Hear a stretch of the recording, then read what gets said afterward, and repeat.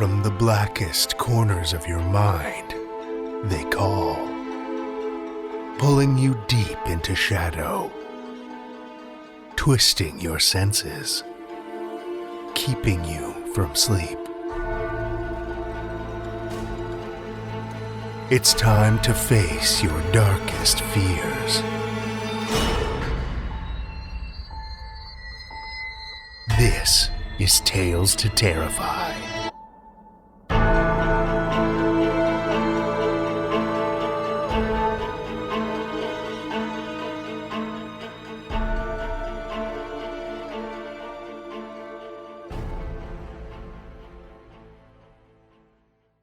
Good evening, children of the night, and welcome. We have another flashback for you this evening that takes us all the way back to episode 16, which aired on April 27th, 2012. This story was brought to my attention by one of our associate editors, Julie Zelman, who mentioned finding it particularly disturbing. And after listening back, I'm tempted to agree. But I think some of the themes that it contains, themes of isolation, loneliness, of feeling trapped inside, and struggling with the concept of close human connection, really seem particularly potent given the situation we're all in right now. I thought there was no better time to share this one with you, children of the night. So, without further ado, children of the night, listen with me to Christopher Fowler's The 11th Day.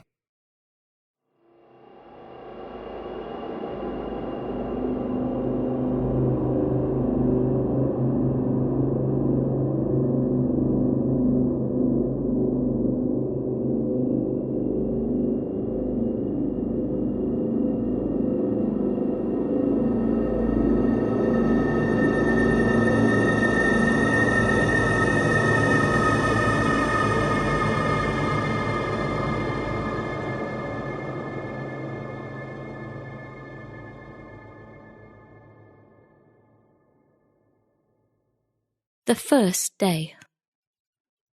Mia Terabin worked in the St. Petersburg International Archive, cataloguing documents pertaining to post-war Russian-American oil initiatives. She was 22 years old, a little too slender, pale and blonde, with ice-blue eyes, and translucence to her skin that gave her a haunted quality that men either found attractive or disturbing. Her colleagues joked that during the season of white nights, she all but disappeared in the dull glare of falling snow. For the past 80 years, the archive had been situated in a grand municipal building to the south of the city, on Moskovsky Prospect. But now it was being gradually transferred to a vast, impersonal data facility some 15 kilometers further out of town. Mia had worked in the gloomy maze of corridors for 19 months and was looking forward to being in an office that had sunlight and reliable heating. It meant she would no longer have to cross half a kilometer of icy marble to find a functioning toilet, or arrive at the office to find the radiator pipes frozen solid.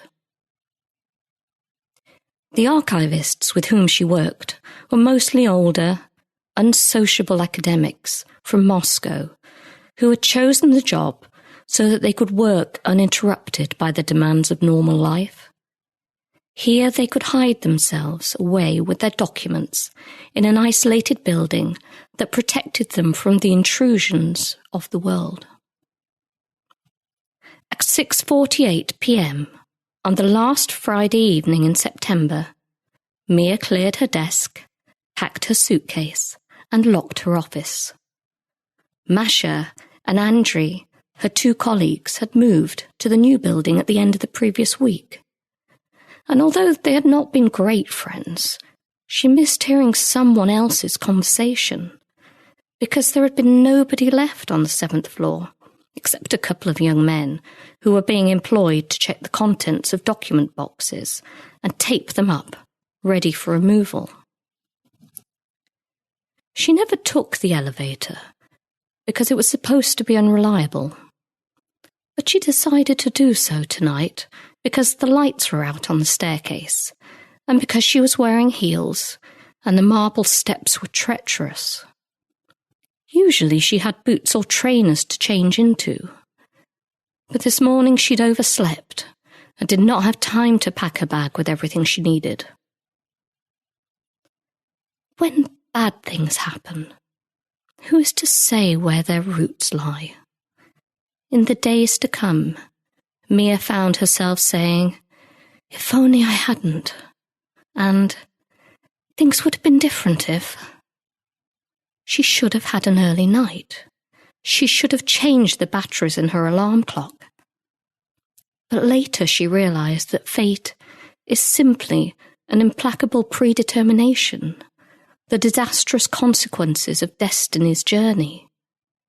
She came to understand that there was nothing she could have done to prevent this chain of events from occurring, and was reconciled by the thought. She was crossing the marble landing, looking apprehensively into the darkened stairwell that lay ahead, when she heard the loud tinny ping of the elevator arriving. She looked up above the brushed steel doors to see its triangular red light flick on. The doors slid open, and because there was already someone inside the car, her apprehension evaporated and she ran to catch it. The doors closed, and she checked the panel to make sure that the stranger was also going to the ground floor. He was, so she stepped back and held her briefcase with both fists closed over the handle, and stared at the floor as people do, out of modesty and awkwardness, and a desire not to attract attention to themselves. The elevator passed the 5th floor. It had mirrored walls of mottled gold, a fake wood frame, and ceiling which was actually painted steel, and a scuffed metal floor. According to the sign on the wall, it could hold 8 passengers, and was equipped with an intercom in the event of emergency. She glanced into the mirror and caught sight of the other passenger. He was tall and slender, with a long, high cheekboned face, a strong nose, and eyes so deep-set that from the side they just looked like holes in his head. His sleek black hair was cropped to a line above his ears. He wore a thick red check shirt, a cheap generic brand of jeans, and dirty trainers. His briefcase was metal and hard-edged. She looked back at her shoes, thinking she needed to save up some money and buy a new pair because these had scuffed toe caps, when the lift came to an abrupt halt between floors 5 and 4. Mia's knees absorbed the brief buckle in gravity, and she righted herself. The lights flickered once, but remained on. "What the hell?" said the man. He'd been leaning against the panel, which was set into the side wall of the elevator, and now he jumped back as if he had been bitten. "Did you press something?" Mia asked. "No, I wasn't touching it," said the man. "Anyway, the buttons are recessed. It's probably a break in the power." He pressed the ground floor button again and raised his head, listening. But nothing happened. "That's not good." "What?" asked Mia. He held up a finger. "I can't hear any machinery. If it's an electric fault, it might have tripped the circuit." "What does that mean?" "Well, the system would have to be reset. But the lights are still working." "They're on a different circuit." He studied the wall panel. "You seem to know a lot about it," Mia said, watching him. "I'm an electrician. I'm installing trunking in the new building. I came here for a meeting to see if we can take any of the old telephone equipment with us." He seemed to notice her for the first time. "Hello, I'm Galia Sokolov." He had to bend a little to shake her hand. "I'm Mia," she said. "I'm in records, but I'm moving out next week. I hope the new building has better lifts than this." "Don't worry, they're super modern. I'm surprised this thing is still in service. I just hope the intercom's been checked lately." He pressed the speaker button and kept his ear close to the grill. There was a distant crackle, like a faraway radio station being tuned, but the sound ended abruptly. "See, there's a hard line to a response station, but if the line isn't tested regularly, it can kick off." He listened again. "No, that's completely dead. Sounds like someone hasn't been doing their monthly check." "Wait, there's a helpline to call." Mia pointed to the number printed at the base of the panel. She fished in her briefcase for her mobile, then studied the screen. "It says, 'No access to network. Can you try yours?'" "I haven't got mine," Galia admitted. "It's still on my desk. I was going downstairs for a smoke." "Wait, maybe it needs a hard reboot. Try turning it off, taking the battery out and putting it back in." Mia unclipped the mobile's back, shook out the battery, slipped it back in, and turned it on. A minute later, the same message came up again. "Wait, it might just be a dead spot. Let me try." "I can manage," said Mia. "I've got longer arms." He took the mobile and held it up to the corners of the elevator, then down at the base of the door. Nothing. Not even a weak signal. "I've been meaning to get it looked at." "I don't think it's your phone. There's a lot of sensitive data on the 4th and 5th floors. The rooms are probably shielded. If we were just one floor further down." "Well, we're not," said Mia testily. "What do we do now?" "I don't know," Galia admitted. He tried the intercom button again, but the line was definitely dead. Mia reached around him and stabbed harder at it. She had no fear of enclosed spaces, but it was getting late, and she was supposed to be cooking her mother a beef stew tonight. The shops would soon be closed. Besides, the building was emptying out and would be shut up for the weekend. She studied the button panel carefully. "Is something supposed to be in there? Look." She pointed to a small rectangular hole in the panel that looked as if it should house a fuse or a button. Galia shrugged. "It's made by a Russian company. You never know which buttons are supposed to be there and which ones aren't. They take out broken ones, then find the replacements don't fit. Should we bang on the doors? The caretaker might hear us." "I doubt it, but we can try."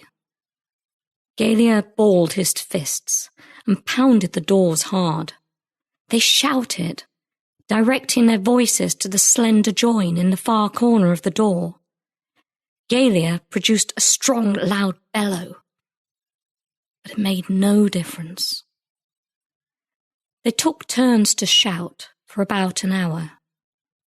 Galia pulled a screwdriver from his back pocket and inserted it between the door and the wall. He tried to leave her open the door, but gave up after a few minutes. "I think it has a metal catch that prevents the door from being forced," he said finally. It's pretty solid."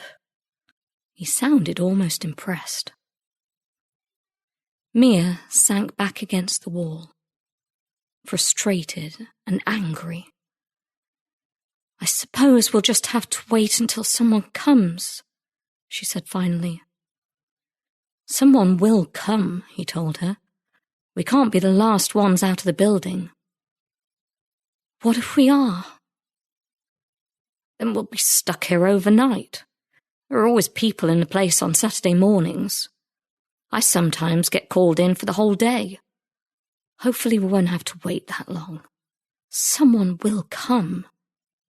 He gave her an optimistic smile.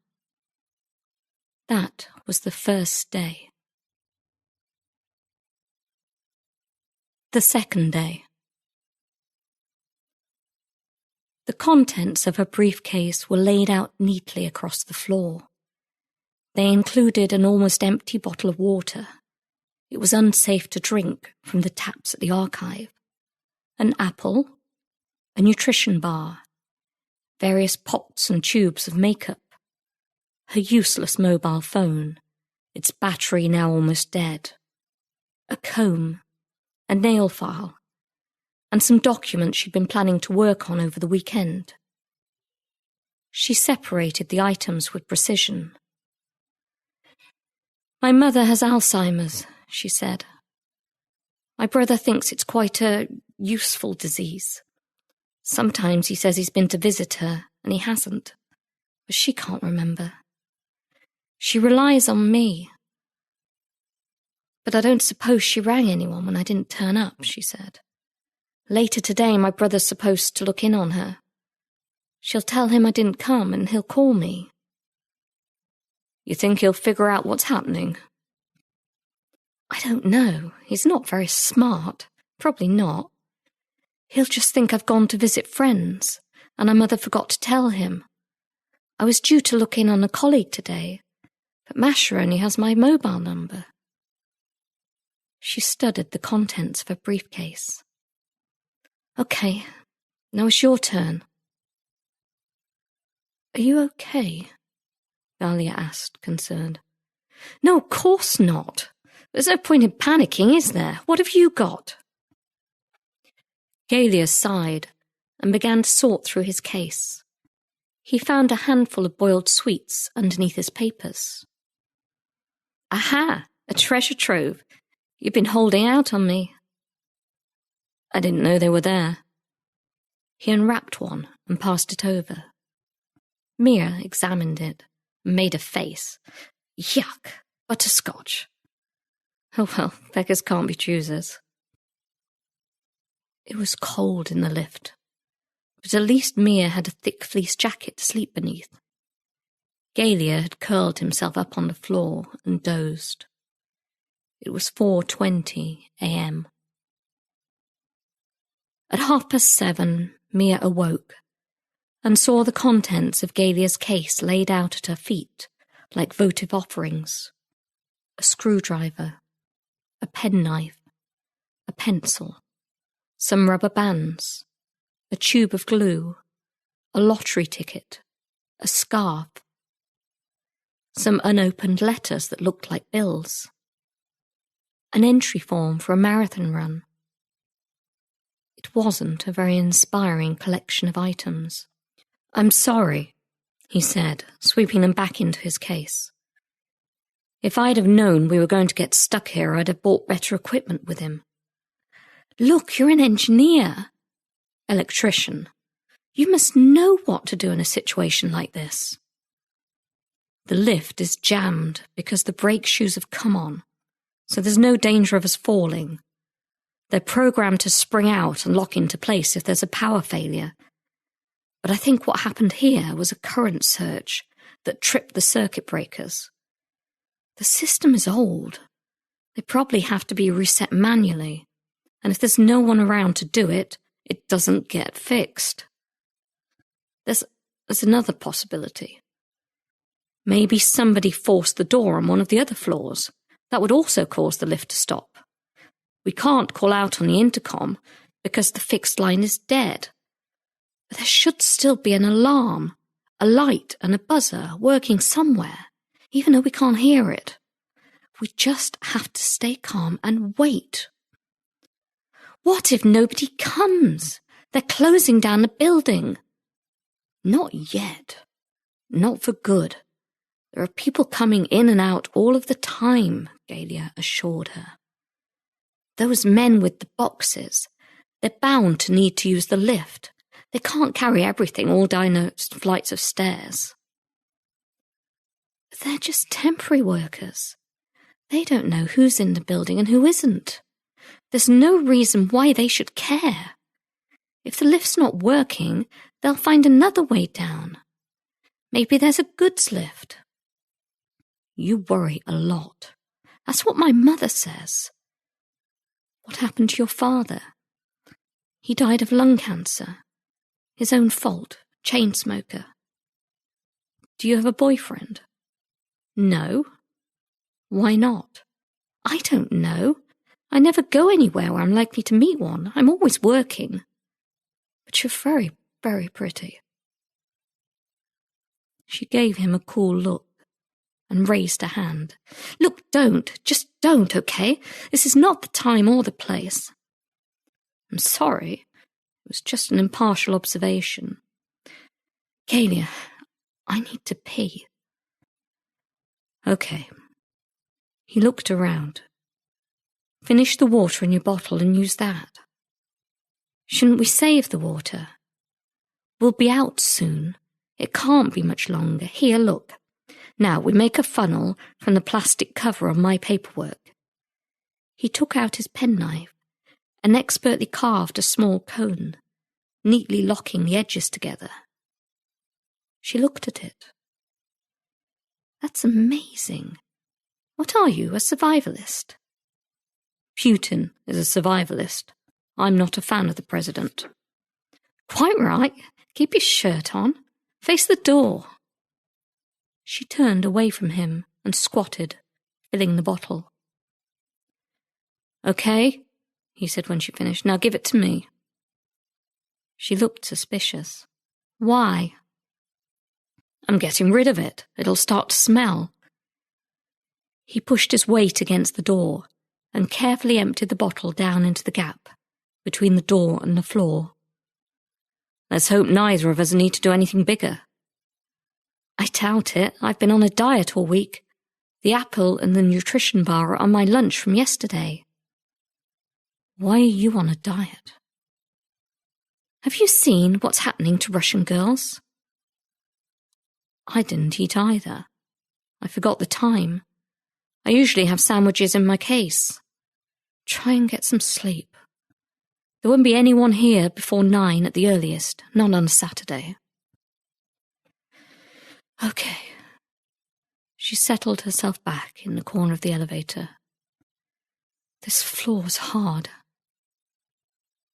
That was the start of the second day. The third day. What's the problem? It hurts. Let me take a break for a second. Galia dropped back down on his soles and rubbed his thighs. Okay, let's try again. He reached up onto tiptoe and fitted his screwdriver into the screw head, carefully scraping at the layers of paint that covered it. Russian workmanship, he said through gritted teeth. They'd rather keep painting over it than bother to sand it once. The screwdriver skidded across the ceiling, hitting the neon light panel. Support my legs, will you? Mia had no desire to touch him. Her skin was coated in a layer of sweat. Her eyes were gritty. They had finished the apple and had agreed to eat the nutrition bar later. Neither of them expected anyone to show up on a Sunday, so they would have to hold out at least another 20 hours until the remaining members of the archive's workforce came into work on Monday. Got me? Yes, she gripped harder. His legs felt surprisingly muscular. She'd figured he was a weakling. It had taken this long for him to think of climbing up out through the roof. In fairness, neither of them had been thinking rationally, because until now they'd expected to be released any minute. The ceiling panel was small and unpromising, not at all as it might appear in a film. At his fifth attempt, one of the screws holding the panel began to turn and eventually came out. The second one gave more easily, the third easier still. But the thread on the fourth had torn, and there was no way of removing it. "I don't believe it," she said, staring at the ceiling panel. "Can't you just force it?" "How?" Galia asked.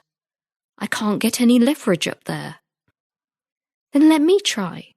You can hold me up, can't you?" They switched roles.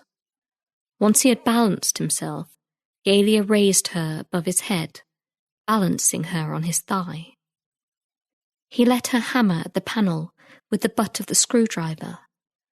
One half of it slowly lifted, but the metal was folding diagonally, raising only a triangle that was not large enough for a cat to climb through. "It's no use," she said. "I can't move it back any further." "What can you see?" "Nothing. Just black and a bit of the wall. Wait. Lift me up a bit higher." She pushed her arm through the hole and felt something wet. A small amount of water was dripping into the shaft. There must be a leak somewhere above us. She cupped her hand and carefully brought it back through the hole. The water was iridescent with petrol contamination and looked grey in her hand. She touched her tongue to it. "I don't think you should drink that," said Galia.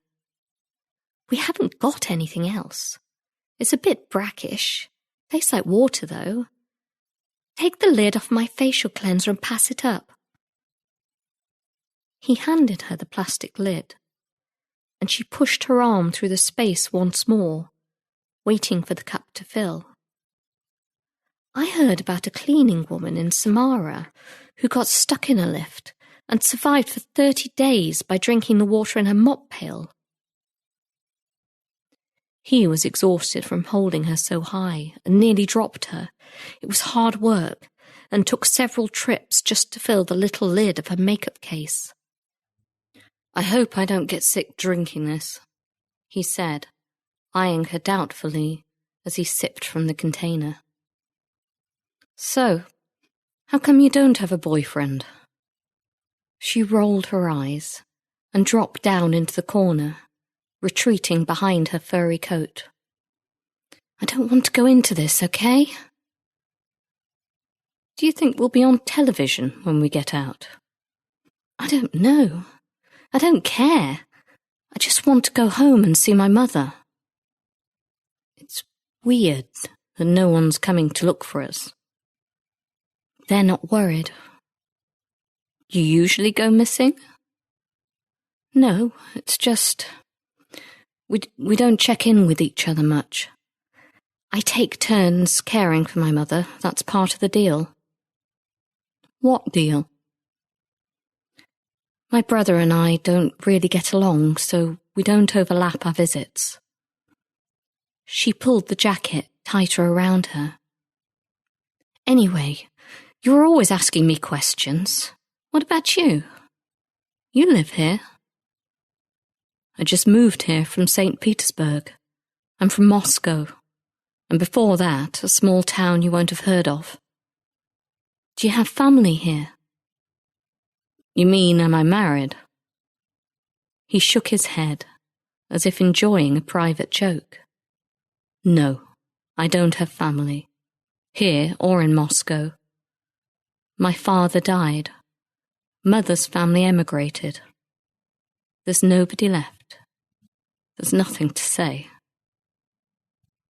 Mia knew how private Muscovites could be and did not press him for details. There was no point in trying. Getting personal information out of them was like tearing out fingernails. "You're pretty good," he said.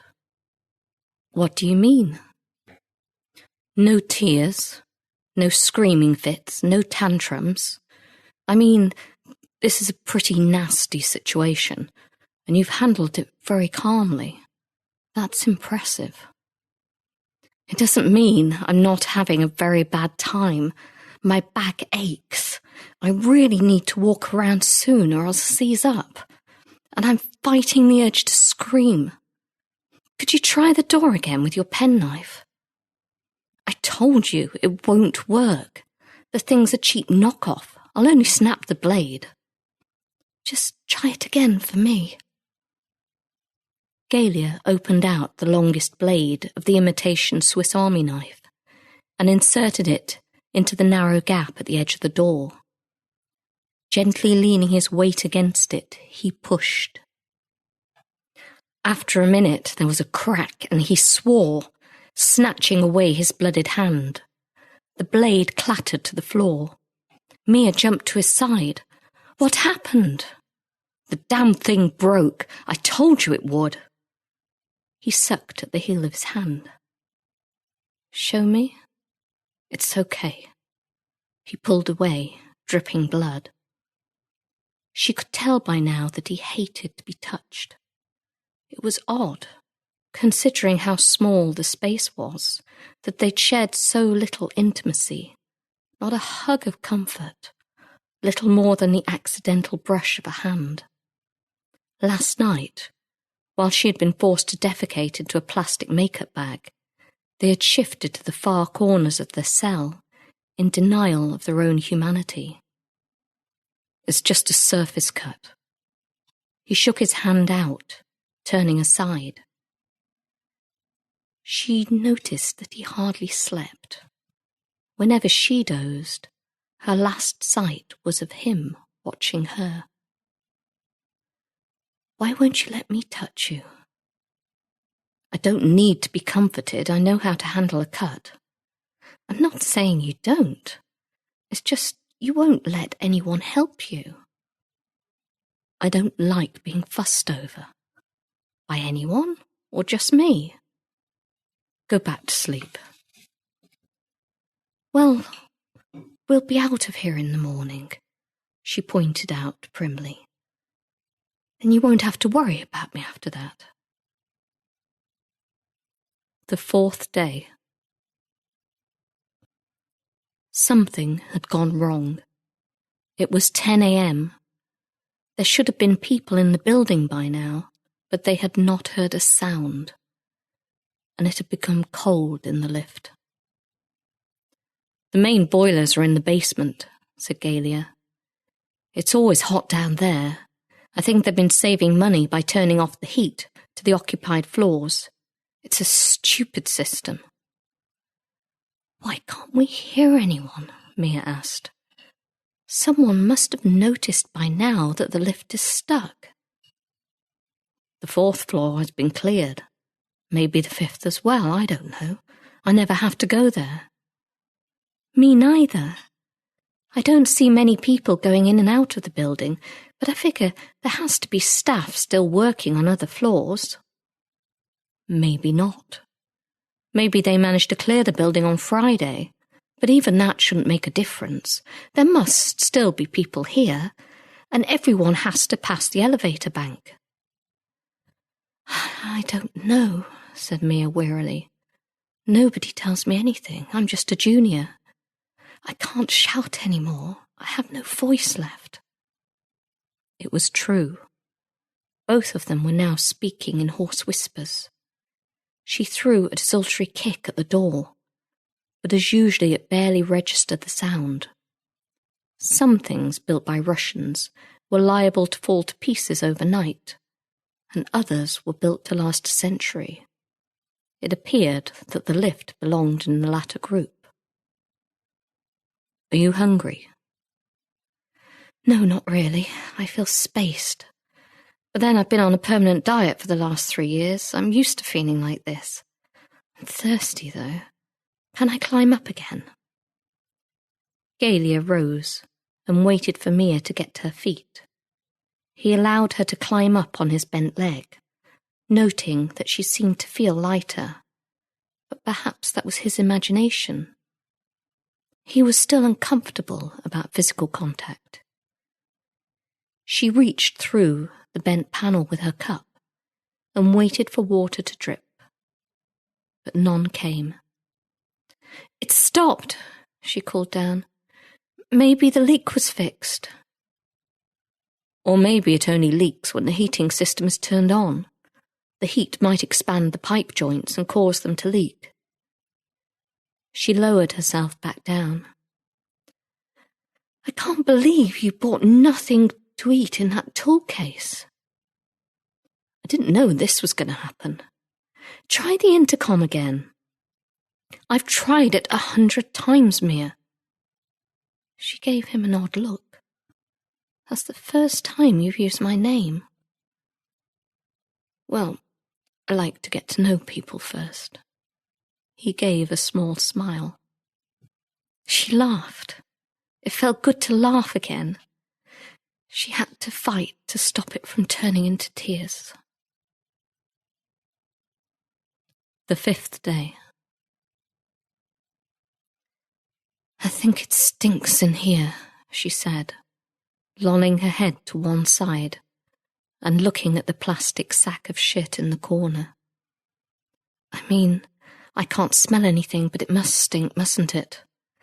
Like when they open astronauts' capsules. They say the smell is terrible. I don't know. My hair needs washing. After 2 weeks, your hair starts cleaning itself. Galia was idly rearranging the papers in his case. According to his watch, it was 4:45 p.m., but there was no sound of any activity from outside. They were still taking turns throughout the day to hammer on the door and yell for help, but their energy was fading. Mia looked unwell. Her skin was greasy and pale, and she seemed to be having trouble focusing her attention on anything for long. She stared from half-shut eyes, in a muffled limbo land between sleep and wakefulness. Do you think your mother is okay? Do you think your brother went to see her? I hope so. He's kind of unreliable. So that's why he hasn't tried to find you? I don't know. Probably. He disappears every now and again with some girl he's met in the bar. But why hasn't anyone else come for you? I don't fucking know Galia, okay? She shouted, her patience suddenly broken. We live in a world where people don't give a shit. Because my own mother doesn't even recognize me. If I'm honest, if I'm really honest, there's no one out there who cares if I live or die. No one. I'm sorry, he said, reaching out towards her. Don't touch me. Don't fucking touch me. All right, he said. All right. They sat in respective corners of their cell and listened to the silence in the shaft. Then they heard it. The unmistakable sound of a woman in heels walking across marble, and a man's footsteps heavier, wider, very close. They were talking.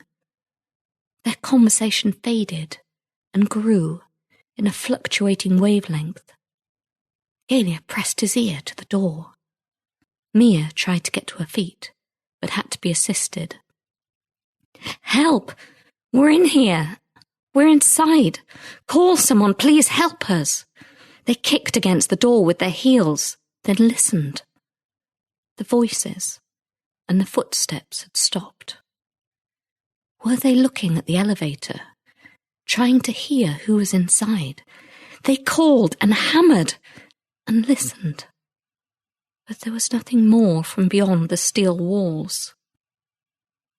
The silence was palpable and overpowering.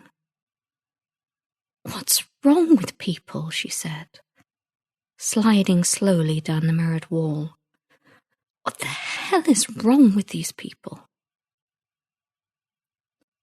The 6th day. My period should have started. That'll be nice, won't it? I have no tampons. Pity. There would have been something else we could have added to the pile in the corner. She nodded at the plastic bag of excrement.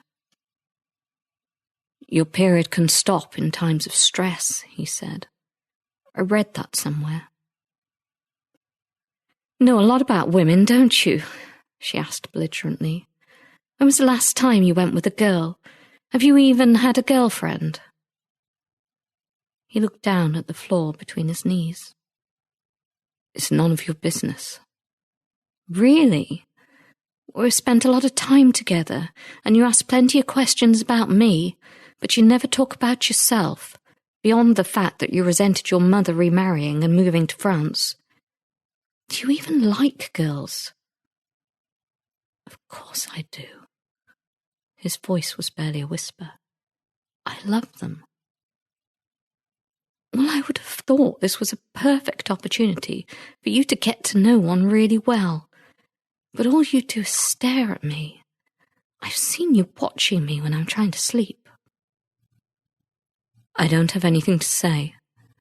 Men don't talk as much as women. So now you understand all women. I didn't know you were such an expert. I know what you're trying to do, Mia. You're trying to goad me, but it won't work. I'm not angry. Really? Why not? You should be. If you'd taken the stairs, if the power hadn't gone off, if the lift hadn't broken down, if the building wasn't being emptied, you'd be home right now having a wank in front of your computer. Why are you behaving like this, Mia? It won't solve anything. Exactly. Nothing I say or do is going to make any difference. If someone was going to come, they'd have been here by now. Something is wrong out there. I don't know what, but it's not normal. What's going on outside is not just another working day. It's something bad, or weird, or I don't know. It's just not right. We can hear them. They must be able to hear us, but they do nothing. Maybe the world's come to an end. Maybe Martians took over. Maybe we're already dead. Don't talk like that, said Galia angrily. You mustn't say that. Why not? Face it, we might as well be. Nobody's going to rescue us. We're going to die in here, a pair of pathetic, pointless deaths. It's over. You're just being crazy because you're upset. It's dehydration.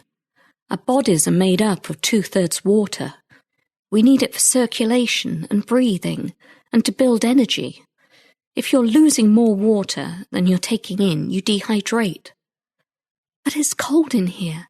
I'm not sweating. No, but the air's dry. You only have to lose just 2.5% of your body weight to lose 1/4 of your power. I mean, for a 175-pound man, that's only around 2 quarts of water. Then your blood gets thicker and loses volume. Your heart has to work harder, and your blood slows. What happens after that? Then you die. How long do you think we've got? I don't know. We last had water the day before yesterday. You could survive without food for 4 to 6 weeks. But water, we've got maybe 4, 5 days tops. The 7th day. A new fatalism had settled in the elevator. They tried the leak again, but found no more water. And besides, Galia was no longer able to lift Mia close to the ceiling. The floor was littered in debris from their cases.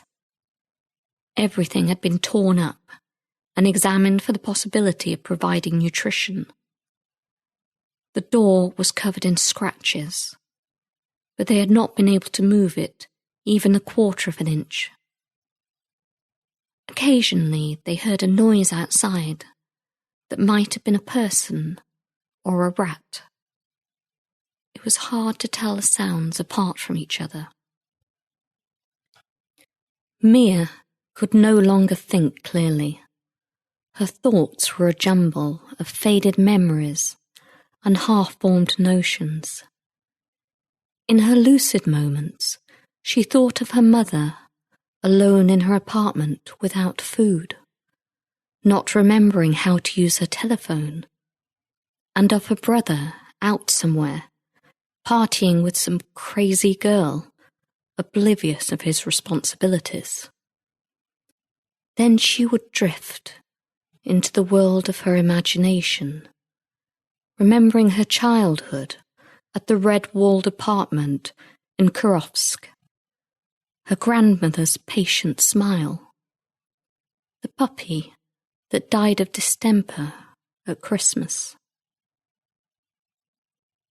When she awoke, Galia was cradling her head on his thigh and stroking her wet hair from her eyes.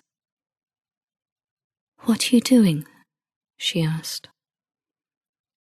"You have a fever. I found 2 headache pills in my jacket. Do you think you can swallow them without water?" "I don't know." He pressed the pain relief tablets from their foil blister pack and folded them into her hand. "Think of a knife cutting a fresh lemon in half, and imagine the juice from it running into your mouth." She looked up at him and smiled. "It's working. My mouth is wet." She ate the pills, but could not swallow them, and crunched them instead. "Tell me about your family," he said gently. "Tell me about growing up. Tell me who you hope to fall in love with." She spoke in a faint whisper, but her thoughts did not hold for long, and soon she was asleep once more. The 8th day. It was late afternoon when they heard the laughter. A woman screeching in what sounded like a helpless fit of hysterics. She had to be drunk. The noise was a burst of mundane life in their strange cocoon. Galia made a show of shouting, but knew by now there would be no response. In the last few days they had heard several others walking and talking, but there had been no reaction to their hammering. Mia briefly opened her eyes at the sound, but vaporized into fitful sleep once more. Her skin had turned a strange shade of yellow-grey, as if she was becoming bruised from within, and she looked even more translucent than usual, fading into her surroundings, sinking within the sweat-drenched folds of her reeking clothes. Galia stared at his thinning reflection in the opposite wall, noting how they looked like a couple long familiar with each other. It was a peaceful image to hold in his mind as he allowed himself to fall asleep. The 9th day. The lassitude of their becalmed world deepened like a mantle of snow or dust, thick and museum silent, so viscous that it was virtually unbreathable. Galia reached out and pressed his fingertips against the mirrored wall, wondering if he might be able to pass through it now, for it felt as if some fundamental metaphysical change was occurring, in the same way that the atoms of corpses eventually mingled with the wood of their coffins. He found a few crumbs of something, possibly brick dust, hopefully the remains of a wholemeal biscuit, in the insides of his jacket, and gently forced them between Mia's lips, trying to make her eat them, but they remained on the tip of her dry tongue. At some time in the course of that endless neon-lit evening, Mia's fever broke, and she appeared a little healthier. The sweat dried on her brow, and she was able to sit up. She was too dry to speak, and Galia knew she needed water or she would die in the next few hours. Slowly and painfully, he rose and wedged himself in a corner of the lift, reaching up inch by inch until he could reach his fingertips through the panel. He retracted them in wonder. They were cold and wet. "Mia, the water's back. I think I can get us some. But I'll need to stand on you to reach it." "I can't. Everything hurts. Please, Galia, no." Ignoring her, he pushed a foot onto her back, jumped up and reached the plastic cup through the panel until she cried and sharply rolled away from him, causing him to fall with the cup, spilling the precious droplets. "You idiot," he rasped. "I can get you some water. You can last out longer." "What's the point?" she croaked back. "No one is coming. Why should I bother to try lasting for a few more hours?" "Because it's not over yet," he answered. "It doesn't end like this." The 10th day. They lay together like old lovers. Galia pulled himself up and stared back at the smeared mirror.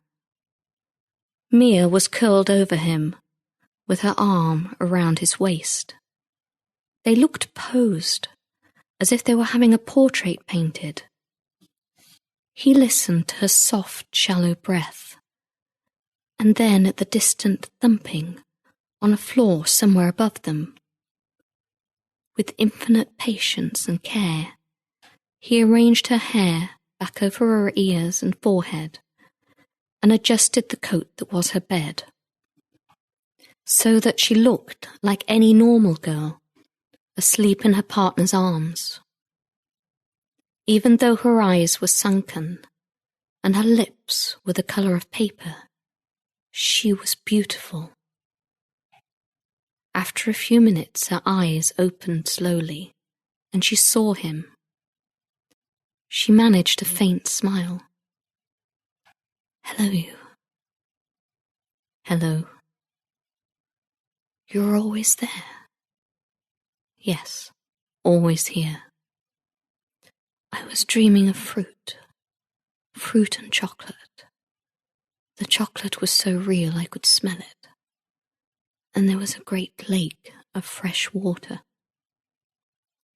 "That sounds like a nice dream." "Maybe we always dream about things as they should be, you know, in an ideal world." "I don't know. I've had too many nightmares in my life." "Your life wasn't good. Is that why you don't talk about it?" "My life has been as bad as some very bad dreams.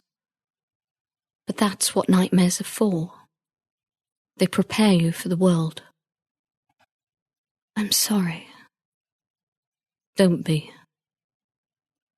I'm sorry you won't get a chance to put it right, to enjoy the good part."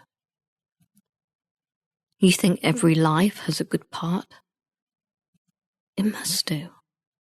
Otherwise, why are we here?" She snuggled into his bony waist, enjoying this oasis of lucidity. "There must be a part which makes you feel this is why you're alive." "I hope you're right. I would like to feel for a moment that everything was perfect." "We're all selfish. I know that. We want She stopped to cough. He tried to calm her, but she wanted to talk. Gratification. Pleasure. That's human nature. It doesn't make us bad. But we must give as much pleasure as we want to receive in return. Don't you think that?" "Yes, I suppose I do." "Good." She was happy that the matter seemed settled.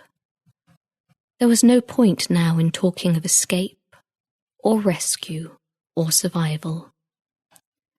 They had reached a calm plateau, where a purity of thought passed easily between them. I only wish... You should try to rest, he said, noting that her last coughing fit had produced specks of blood from her lungs. I feel okay. My throat hurts less when I talk. That doesn't make sense, does it? Nothing makes sense in this world anymore, Mia. Maybe it never did. I only wish I could have experienced more. Gone travelling. I've never been to a really good beach. A tropical beach, you know? Like the ones in the brochures. I've never been to the kind of parties you see in films. Never had champagne. Never been to China or India or the West. Never got out of a car at a nightclub and walked to the front of the queue. All the photographers trying to take my picture. Not that I'd want to do that. It's just the idea that's nice. What were you going to do when you left this job? Get married? Have children? No. I was thinking of leaving to teach in an African village. I knew a girl at school who did that. A job you'd look forward to every day, with children and sunlight. Lots of sunlight. That's nice. What about you? I don't know. It's not been easy for me to overcome unhappiness. All I can ever do is to make it go away for a few months at a time. He looked at his watch. It's 1 minute past midnight. Another day has just started. The 11th day. You've been keeping track. Yes, he admitted. Can I ask you again? Go on, then. She held his gaze in the mirror and nodded permission. Why didn't you find a boyfriend? Because I never met anyone who deserved me. Do you think you could ever have fallen in love with me? She thought for a while, and it seemed that she drifted back into sleep. But her eyes slowly opened once more. I think I'm in love with you now, she said. And there it was, the simplicity of the admission, without irony, kindness, or dishonesty, stripped of any other meaning, a calm and perfect statement of love that appeared like a boat on a flat, still sea. The boat held hope. And I am in love with you. His eyes held hers. I have always loved you. There was nothing else either of them needed to say any more. He watched her unchanging face as she fell asleep, with his image imprinted upon her retinas, and remained quite still as her breathing became shallower until it was imperceptible, and the minutes turned to hours, and her coma deepened, and the day ticked silently away, slowing to ever tinier proportions of the clock. And he knew she'd finally passed across the threshold of death. He checked his watch. 7:45 p.m. The building was empty once again. He set her body gently on the floor and tucked the collar of her coat around her neck, wanting her to be comfortable and beautiful, now more than ever. He had difficulty rising to his feet. He dug into his tool case and found the red plastic rectangle and carefully reinserted it into the hole in the lift's control panel. Then he pressed the ground floor button. He heard the machinery and cables moving above him. The elevator started up and descended to the ground floor. He cleared the detritus from the lift and picked up the chocolate bar wrappers that had fallen from his pocket. When the door opened, he removed the taped signs that said, "Elevator maintenance in operation for 2 weeks," and put them in his case. He was tired and thirsty, but it had been a moving and truly wonderful experience. He had experienced the most perfect form of love. Flooded with an overwhelming sense of satisfaction, he made his way towards the exit and the outside world.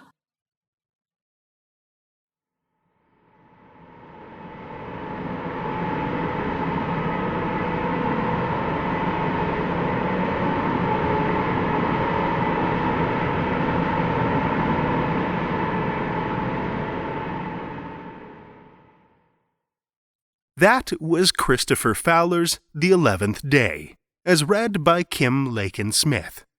If you'd like more details about this episode, or you'd like to hear it in context, I've posted a link to the full episode in the show notes. And until next time, children of the night, stay safe and be kind to one another.